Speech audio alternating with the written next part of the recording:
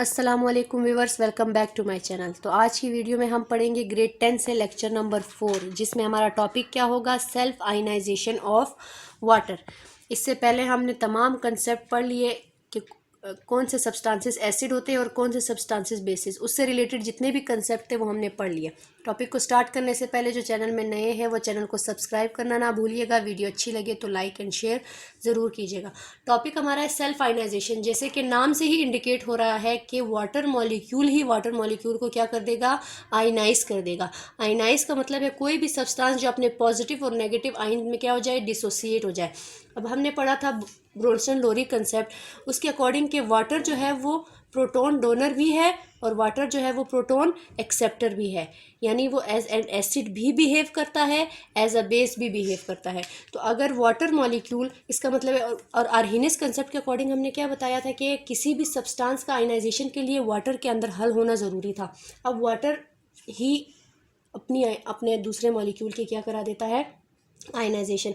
Let suppose मैं equation लिखती हूँ, तो इस इक्वेशन में वाटर मॉलिक्यूल खुद ब खुद क्या हो जाता है, H positive plus OH negative ions में क्या हो जाता है, डिसोसिएट हो जाता है। यानी इसने क्या कर दिया, H पॉजिटिव आइन दिया और OH नेगेटिव आइन दिया। इसको आप कहेंगे हाइड्रोजन आइन, इसको आप कहेंगे हाइड्रोक्साइल आइन। ठीक है।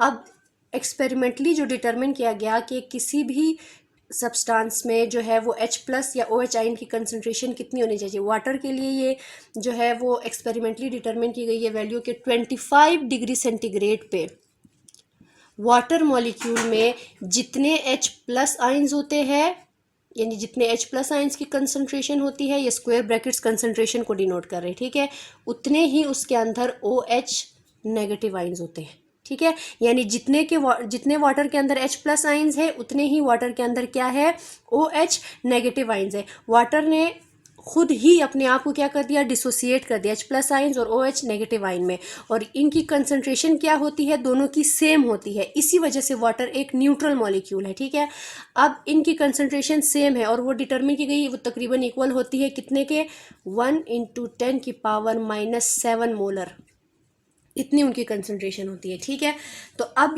ये एक रिवर्सिबल रिएक्शन है। रिवर्सिबल रिएक्शन का मतलब है कि ये आइंस अगेन कंबाइन होकर वाटर मॉलिक्यूल भी बना सकते हैं। ठीक है, तो इसलिए हम इसके लिए केसी एक्सप्रेशन भी लिख सकते हैं, जो हम फर्स्ट चैप्टर में बहुत अच्छे से पढ़ चुके हैं। केसी एक्सप्रेशन इक्वल होगा प्रोडक्ट इसमें क्या है, H plus ions and OH negative ions divided by reactant आपके पास क्या है, वाटर मॉलिक्यूल। ठीक है, अब यहाँ पे देखिए वाटर एक बहुत ही वीक इलेक्ट्रोलाइट है। वीक इलेक्ट्रोलाइट का मतलब है इसकी जो आयनाइजेशन है वो कम होती है, इसके बहुत कम मॉलिक्यूल आयनाइज होते हैं।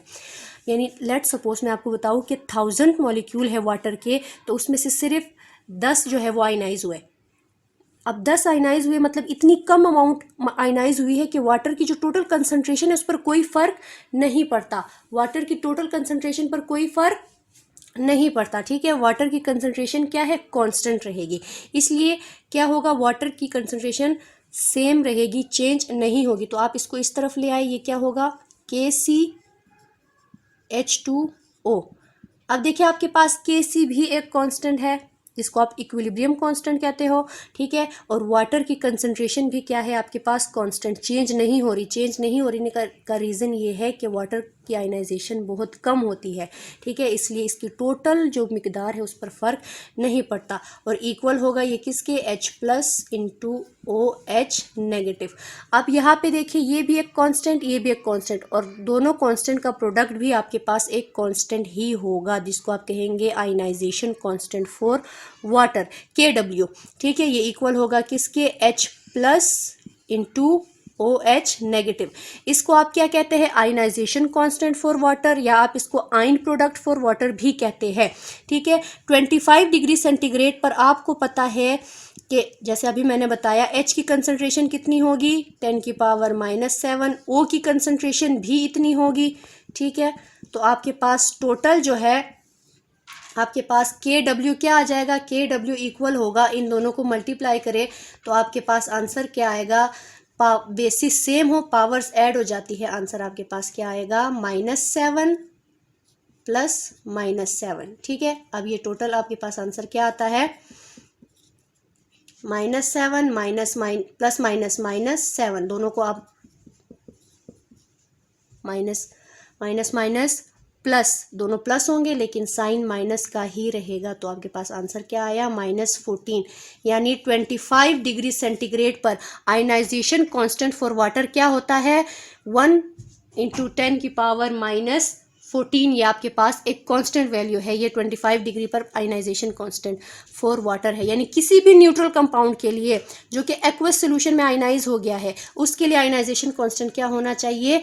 10⁻⁻14। अब अगर कोई भी सब्सटेंस है, चाहे वो एसिडिक है या बेसिक है, उसका टोटल -14 ही आना चाहिए। उसमें H कंसंट्रेशन देखिए, जैसे पानी न्यूट्रल है तो उसमें 10⁻⁻7 है H, और 10⁻⁻7 आपके पास OH है। लेकिन अगर एसिड को मैं ले लेती हूँ तो उसमें H की कंसंट्रेशन बढ़ेगी, OH की कम होगी।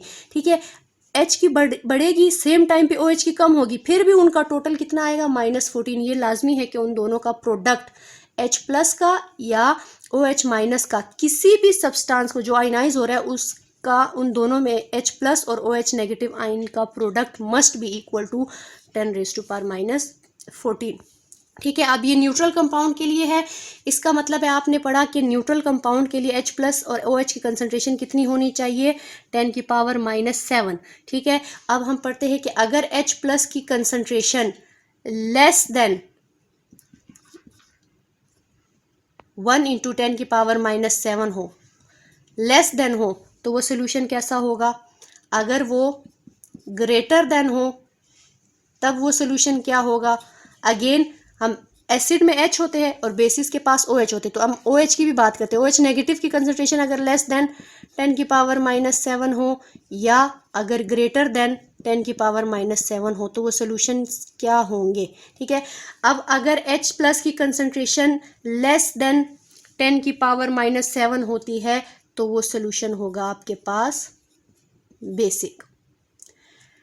ग्रेटर देन होती है तो वो सोल्यूशन आपके पास होगा एसिडिक, और OH के लिए इसका उलट हो जाएगा। OH की कंसंट्रेशन अगर लेस देन हो तो वो क्या होगा? आपके पास एसिडिक सोल्यूशन होगा, वो सब्सटेंस आपके पास एसिड होगा, और अगर वो ग्रेटर देन हो तो वो आपके पास क्या होगा? बेसिक सोल्यूशन होगा। और न्यूट्रल के लिए आपके पास क्या है? 10⁻⁻7 आंसर आना चाहिए। इन दोनों का प्रोडक्ट H प्लस और OH माइनस का प्रोडक्ट किसी भी सब्सटेंस के लिए कितने के इक्वल आना चाहिए? -14 के इक्वल। ठीक है, अब इसके बाद इसी कंसेप्ट से देखिए कि H प्लस की कंसंट्रेशन कितनी कम है OH की। आप इसको कैसे मैयर कर सकते हैं कि किसी भी सोल्यूशन में H प्लस कितना है, OH माइनस कितना है? क्योंकि उसकी pH मालूम करें, वो कितना एसिडिक है, वो कितना बेसिक है, ये मालूम करने के लिए आपको ज़रूरी है आपको पता हो कि H प्लस कितना है, उसमें OH माइनस कितना है। लेकिन इनकी अमाउंट इतनी कम है, न्यूट्रल कंपाउंड्स में इतनी कम है, तो आप उसको कैसे मालूम करोगे? इसको मालूम करने के लिए फिर pH स्केल का कंसेप्ट आया हुआ है। ठीक है, और वो कौन सा कंसेप्ट है इंशाल्लाह वो हम नेक्स्ट वीडियो में पढ़ेंगे। तो आज तक की वीडियो के लिए फ़िलहाल इतना ही। अगर कोई भी क्वेश्चन इससे रिलेटेड, कोई भी कन्फ्यूजन, तो कमेंट सेक्शन में ज़रूर लिखिएगा। मिलेंगे नेक्स्ट वीडियो में, तब तक के लिए अल्लाह हाफिज़।